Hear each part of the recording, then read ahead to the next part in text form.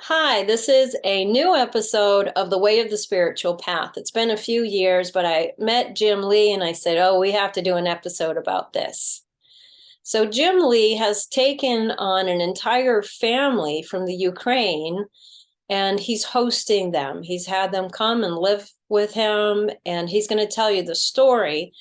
But when I heard the story, I said, this is so significant in today's time because we're in a global crisis and it's a problem. When there's a problem, people tend to retreat and isolate and self survive. But this is actually a time for us to come together. So many people are living together and having to move in back home, the students back home, the young adults, people taking care of their parents as elders, and us feeling like, oh gosh, this is a lot. What am I doing? And or people finding their finances are going downhill and they don't know where to go and they don't want to ask. So this is a time for us to really come together as human beings and support one another. Because when we do that, the gifts keep coming. When we do that, there's more meaning in life. When we isolate, that's not a solution. Isolation is very unhealthy physically, mentally, emotionally, spiritually. So, of course, the opposite is also true. When we join together in times of need, a lot can be served all the way around and multiplied exponentially throughout the individuals. So not only the giver, but the receiver will be getting more and more gifts. So, Jim, can you tell us a little bit about how this happened? Yeah, I would say it was maybe just alignment and the maybe kind of the circle of life and just everything comes for a full circle. I think in a lot of ways. So 2 years ago, I started to work for a company called MobiCord, and MobiCord at the time or even now has a large part of the development and operations team in the Ukraine.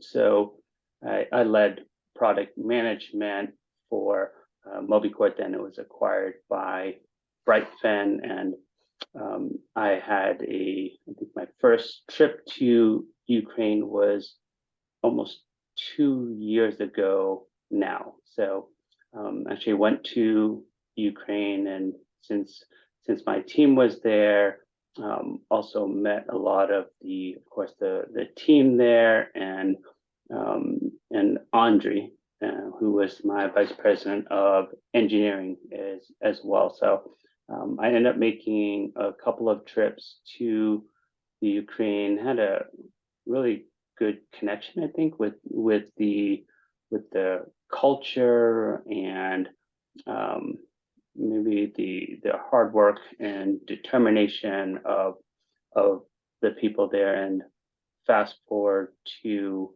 um, last February, I believe, is now the war started and Russia made the attack on the Ukraine, and a lot of the people on the team were literally running for their lives and having to either leave where they lived, which 95% of them at that time were fleeing their areas of their homes and everything they had. And it was just a horrific situation. And Andre and I, of course, built a strong connection over that time. And I met with his family, and we had dinner, and we spent some time together. And luckily, they were able to get out of the country actually the day before the missile attacks and all the bombs happened. And that was, I think, of course, just um, a big decision that they made to leave right before, and it turned out really, really lucky that they were able to get out. They ended up going to Egypt for a couple of months and then went to Poland. And throughout that time, we had discussions, and I was hoping to be able to help, but I just wasn't sure exactly how. And then a few months after the war started, the U.S. government started the United for Ukraine program, where they were allowing 100,000 of the people that were affected by the war into the United States. It was actually a really expedited process, something that U.S. government had not done before, a fully online process to bring people over to U.S. It was fully expedited, so I filled out the paperwork to sponsor Andre and his wife and 3 kids to come over to the U.S. and give them a new start, and certainly not an easy decision for his side as well to move even further from his family and his wife's family, so Sophie as well, to go even further from the Ukraine. And so we sponsored them and brought them over to the US. And it's just, I think, something I felt very connected to because of my background. I was born in Vietnam. And when I was 6 months old, it was at the end of the Vietnam War, where my dad worked for the American embassy. So we fled, came over to the U.S. similarly because of the war, and we had amazing people from the United States sponsor us. A religious group, I believe, from in the Boston area, but the church sponsored us, brought us over, and that experience, of course, that journey brings me here today. And I felt connected that I wanted to do something to help and do something for another family as well.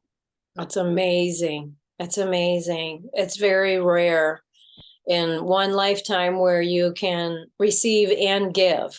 Usually you have to wait 3 more lifetimes and then you do something amazing. But for you to feel so compelled, because as a baby, 6 months old, you don't remember that, right? But you knew it was significant that your family fled your homeland and came to a very different country. And then here you're able to do this for 5 people, not one person, but 2 adults and 3 children.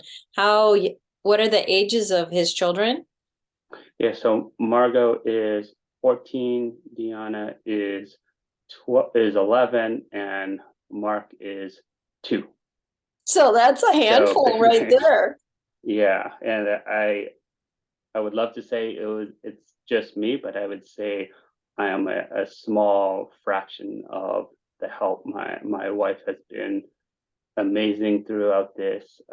Her family has been pitching in. Our neighbors have been pitching in, and they coordinate all of the ride shares and the paperwork they need to get done, and getting the kids enrolled in school. And so it's really been a village that has been helping, and I've done some of the initial work and some of the day-to-day, but I would say I'm just a small piece of the entire community. I feel like really helping out and pitching in and feeling compelled to help as well. And they live at your home, I understand. They moved in with you and your wife. Yes. So they moved in, I guess, about 3.5 months ago now. So so they've been living here. Of course, lots of challenges, lots of things you don't think about until they happen, which is probably good, because you sometimes you just need to make the decision and then figure everything else along the way.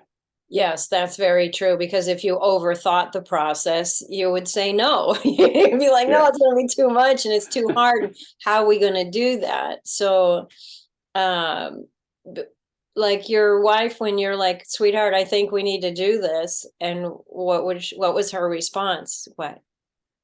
And she said, she said yes. And when I talked to her about it, she said that you just felt so strongly about it that I couldn't say no. So of course, I think she had some reservations, but she's just been amazing throughout in supporting, and a lot of inner drive to help and really push her, push us, and push the family forward, because it's not an easy situation to come into a country, have to leave your country, and um, it's not something when you go to a new country that you can dip your toes in and Yeah. feel the water a little. So you have to do that polar plunge. And I think mentally, when you leave a situation like that, it's hard to do it. So there's this really big struggle that I've seen, that um, you're not ready to jump in, but you have to from a survival perspective. So Yes. it's been in some ways gut wrenching, and in other ways inspirational to see it. I can very much see that because I work with trauma patients a lot and all of that. So I'm thinking of their situation. So they're dealing with trauma and they're trying to integrate into a brand new Yeah. culture that wasn't even in their periphery. Like they're not like, oh, one Yeah. day we're going to move to America. They're like, we're living in America. It's such a surprise. Right. Yeah. Yeah. So the logistics, like you said, the village thing, and it's just interesting because when somebody is in need and one person starts and then someone's walking by and they're like, oh, you need a hand here. It's our human nature to help each other. We're tribal, we're mammals, we're herd. And when one is moving in a direction and it's a good direction and it feels good to give, then I can see where the neighbors are like, hey, I got this and I can help this.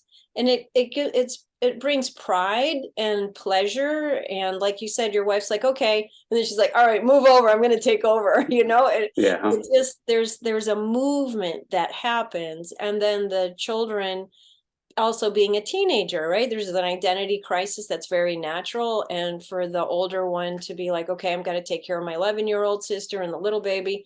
So it's a lot going on. And then the woman saying, well, I have to help. I'm a woman, but I'm the one receiving. So it's even hard for his wife to be in a receiving mode when she's usually the giver. There's a lot going on, that's even unspoken. So what are the challenges that you guys are all coming up against? Wow. The challenges are a lot. Right? It's a big change, I would say, from our perspectives, and the family certainly has their own as well. It's just probably the little things that become the big things. You get very accustomed to your way of life, your environment, and the things from what time you wake up to when the house is quiet, and how you're sharing the kitchen space and how you're sharing the living room space. So there's a lot of, I think, big emotional conversation, because this is a big and emotional thing where you're trying to integrate two families into one domestic situation. And I think the difference is, I had a relationship with Andrew before I met his wife, but my wife hadn't met any of them before, and the neighbors hadn't met any of them before. So I feel like I took the smallest leap because I knew them before, but everyone else is jumping in and helping strangers. But I think helping strangers because of our relationship with the neighbors and my wife's relationship for me. So I feel like they're putting in the most for people that are strangers to them, but they just want to be able to help. So I think the biggest challenges are, yes, exactly like you said, the day-to-day logistics, and it also can't be a situation where you're in neutral, because you have to push forward, and that's the balance that's so tricky, I think, to continue to push people forward when you know they're not ready, but they have to do it anyway. And sometimes it feels like it's maybe you're putting additional pressure on them, but it's with the purpose to help them. And I think that's the balance in my mind, and the struggle that sometimes you have to maybe be tough, but in a soft-hearted way, because you doing it not for yourself to be tough, but being tough to propel people forward. So that's something that is, maybe prepare yourself for that.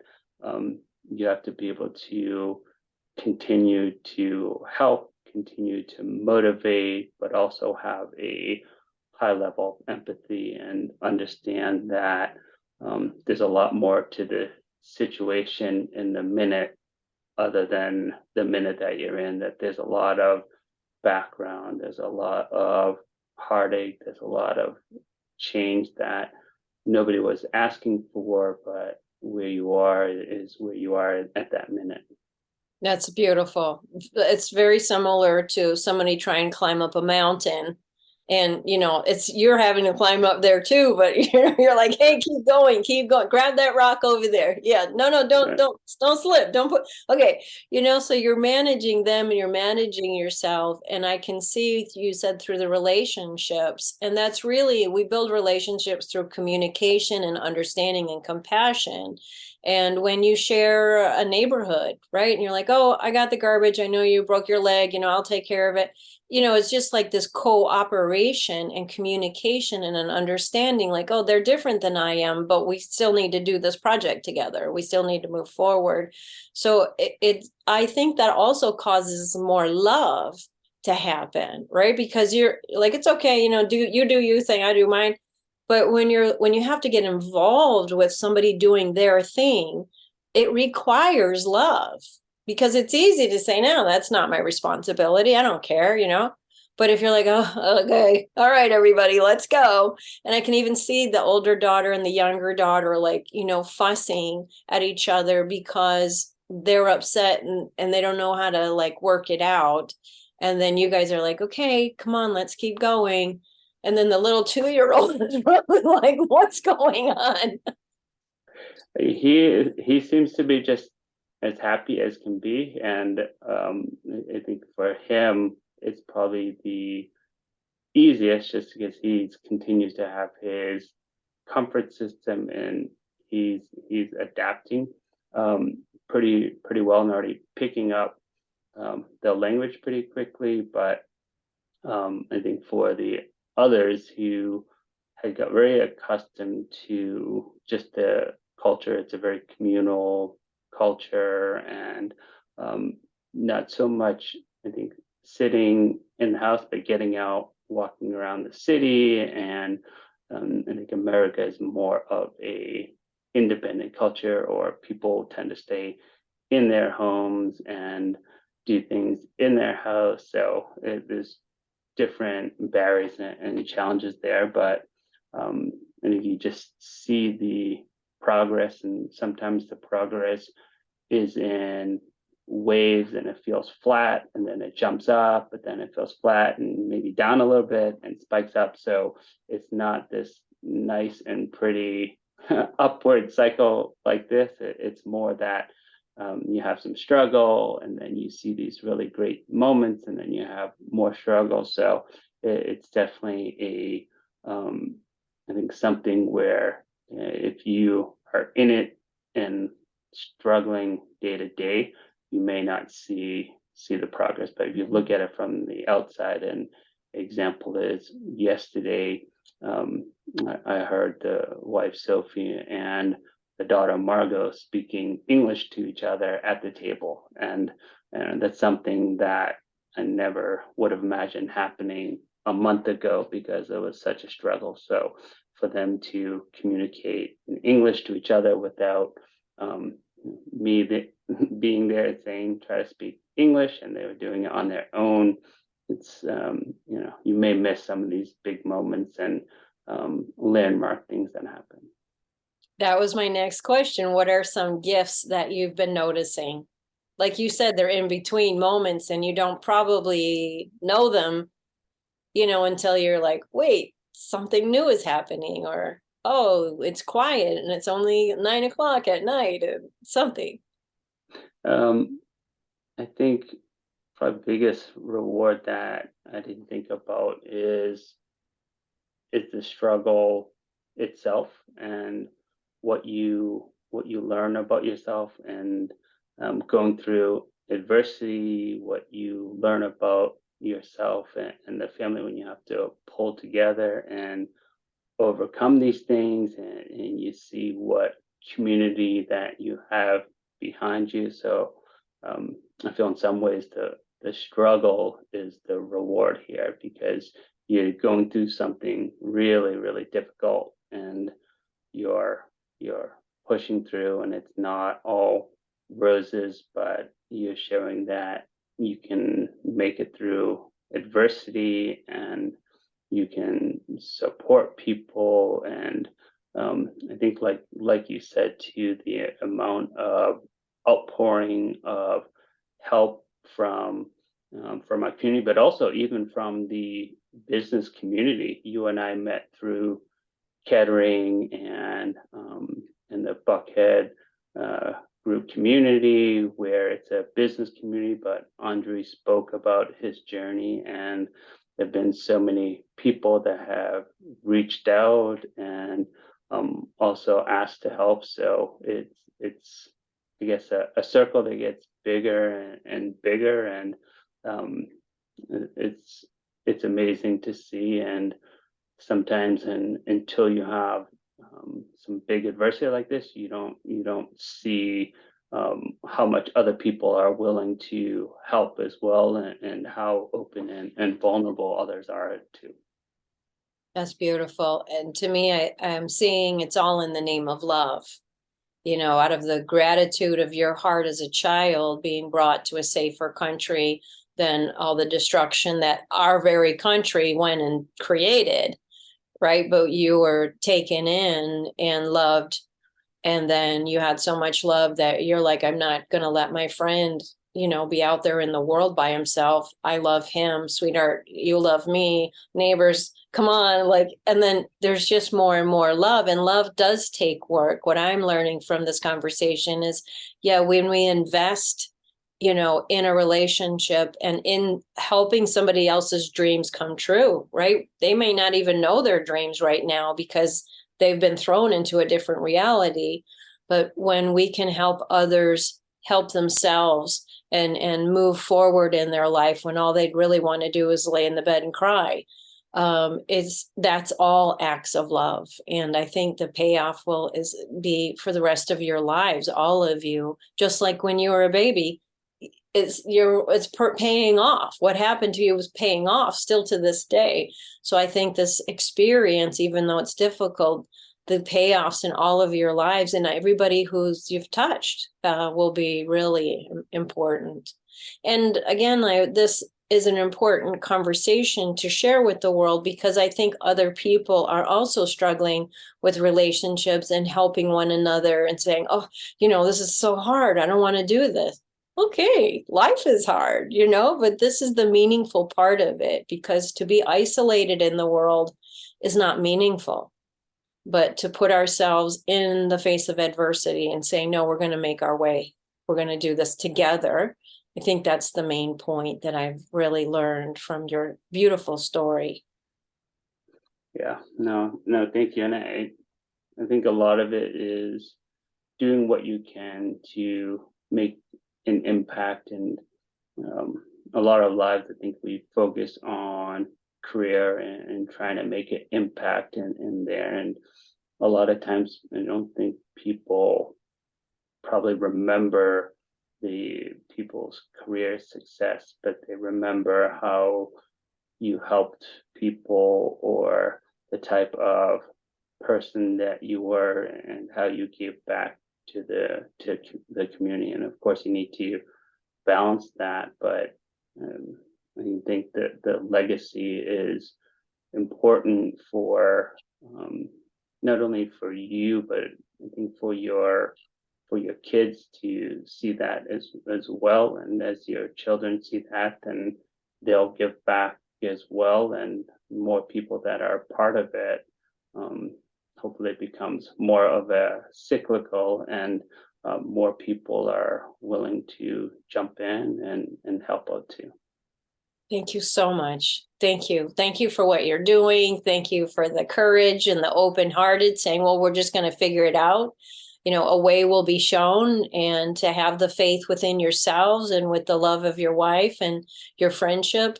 That's faith. That even people maybe not believe in an outside source or whatever, but there's still faith, right? You had faith, whatever that looks like for you. And I think anybody with any kind of belief systems around, the meaning of life, to find the faith in saying a way will be shown, we can do this together. Thank you so much. Thank you. Thank you for sharing your story so I could share it with the world. Thank you. Absolutely. And thank you for giving the forum and everything you do. It's clear that you really do everything you can to help others. And I think this is just another way that you do that as well. Thank you. Appreciate that. All right. Thank you. Thank you. Bye-bye. Bye-bye.